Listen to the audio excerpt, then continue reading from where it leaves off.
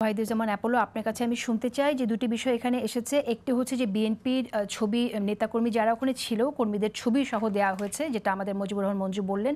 ছোট করে বলবেন যে আপনারা এটা দেখবেন কিনা, তদন্ত করবেন কিনা এবং অভিযুক্তদের বিরুদ্ধে কি ব্যবস্থা নেবেন সেটা একটু শুনতে চাই। আরেকটি বিষয় হচ্ছে যে আমরা নির্বাচন নিরপেক্ষ হবে কিনা, সুষ্ঠু হবে কিনা সেই বিষয়টা নিয়ে যখন কথা বলছি, আপনি কিন্তু বলছিলেন যে আমাদের কেউ রক্ষা করতে আসবে না, নিজেদেরকে সচেতন থাকতে হবে। এরকম পরিস্থিতিতে নির্বাচন কিভাবে সুষ্ঠু হবে বলে আপনি আশা করেন? রাজনৈতিক দলের নেতাদের যে দায়িত্বের কথা এখানে রোমিও বললেন, সেই দায়িত্ব কি রাজনৈতিক দলের নেতারা পালন করার প্রস্তুতি নিচ্ছে? বিএনপি কি কোনো প্রস্তুতি নিচ্ছে তাদের যে কর্মী আছে তাদেরকে মোটিভেট করার জন্য? ওয়াহিদুজ্জামান অ্যাপোলো। ধন্যবাদ। তার আগে আমি আপনার প্রশ্নের আসার আগে আমি আর দুটি কথা বলে নিই। একটা হচ্ছে রোমিও যেটা বললেন যে আমাদের রাজনীতিবিদদের এটা করতে হবে, এটা করতে হবে, আমাদের রাজনীতিবিদদের আচরণগুলো ঠিক করতে হবে। আমি একমত। এটাকে আপনি আবার ফুয়াদের বিষয়ে যে কথাটা বললেন মঞ্জু ভাই, এটার সাথে মেলান। সো যেই রাজনৈতিক কর্মীটা 5ই আগস্টের আগে ছিল মুক্তিযোদ্ধা, সংগ্রামী, জুলাই যোদ্ধা, তার ওই আচরণটা কিন্তু এখন বেয়াদবি, সাবভার্সিভ। তো এই জন্য এই একটা ট্রান্সফরমেশনের সময় লাগে। আমি ওইটাই বলছিলাম যে আমি মঞ্জু ভাইয়ের একটা কথা একটু সংশোধন করি।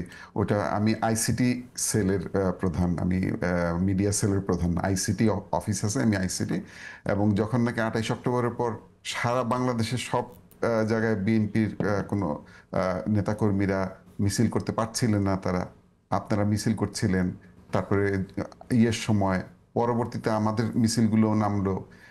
আমাদের আইসিটি অফিস থেকে অনেক রিস্ক নিয়ে এরা অ্যারেস্ট হয়েছে কিন্তু, এবং আপনারাও এদের অনেক হেল্প করেছেন।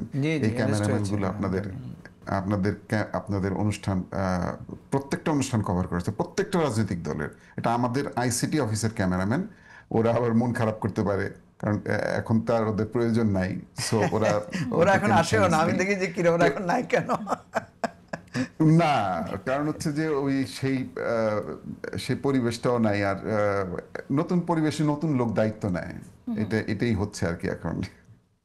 যাই হোক, ওদেরকে দোয়ায় রাখেন, দোয়ায় শামিল করেন। অবশ্যই ওদের সাথে আমার দেখা হলে আমি খুব জড়িয়ে ধরি ওদেরকে। আচ্ছা, আমরা একটু শেষ করতে চাই, একটু প্রসঙ্গে যদি প্রসঙ্গে আসি।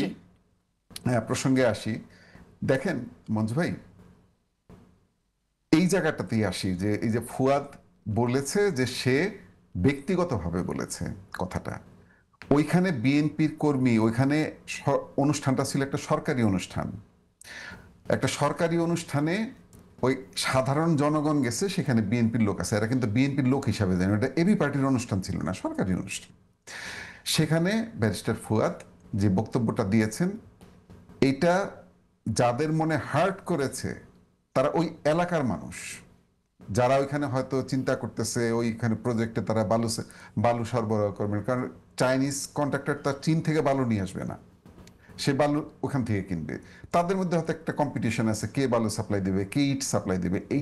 এইটার সাথে দলের কোনো সম্পর্ক নেই মঞ্জু ভাই, এইটুকু সততা আমি জানি আপনি দেখাবেন। তো যাই হোক, তাদের মনে এটা হার্ট করছে, যারা ওইখানে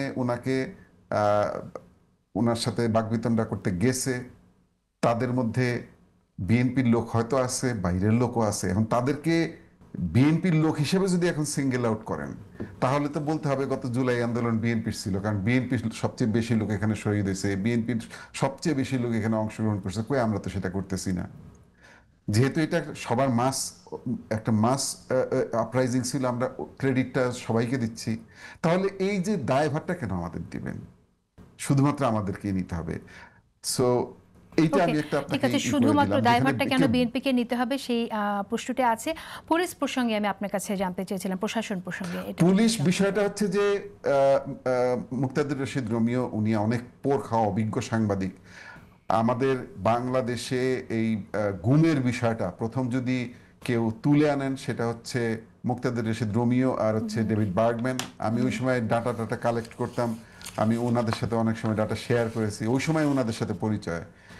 তো উনি এই আইন শৃঙ্খলা বাহিনী সম্পর্কে খুবই ভালো ধারণা রাখেন, যে কথাটা বলেছেন আমি কিন্তু এটার সাথে একমত, যে এই যে পদায়নটা হয়েছে এটার সাথে এইটা আমার চোখে একটা মানে আমার খুব একটা আমি ভালোভাবে নেই, কারণ হচ্ছে আমিও তো একসময় ক্যাডার সার্ভিসে ছিলাম, যদি আমার এডুকেশন ক্যাডারে, পুলিশ ক্যাডারে তোমার বন্ধু বান্ধব ছিল আমি তো জানি।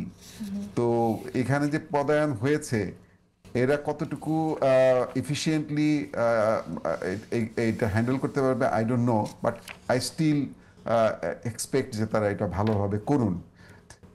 আমি এইটাও এই জন্য বলতে চাই যে আমাদের নিজেদেরকেও একটু এগিয়ে আসতে হবে, যেটা মুক্তাদির রশিদ রোমিও বলেছেন। কিন্তু আমরা যে যেন লটারি নিজেরা স্বচ্ছভাবে আলোচনার করা মাধ্যমে- হয়েছে কিনা সেই প্রশ্নটাও এখানে কিন্তু মুক্তাদির রশিদ তুলেছিলেন। আপনার কি তাই মনে হয় যে আসলে আমি আরো বললাম, স্বচ্ছতা রাখা দরকার ছিল? আমি সন্দেহ প্রকাশ করলাম তো যে আমার এখানে, কারণ আপনার যদি লটারি করেন ভালো মন্দ দুইটাই একসাথে থাকবে, তাই না? যোগ্য দক্ষ বিভিন্ন মতের লোক একসাথে থাকবে, কিন্তু এখানে দেখা যাচ্ছে যে একই ধরনের লোক লটারিতে সবাই সিলেক্টেড হয়ে গেছেন, তখন তো লটারি নিয়ে প্রশ্ন উঠতেই পারে।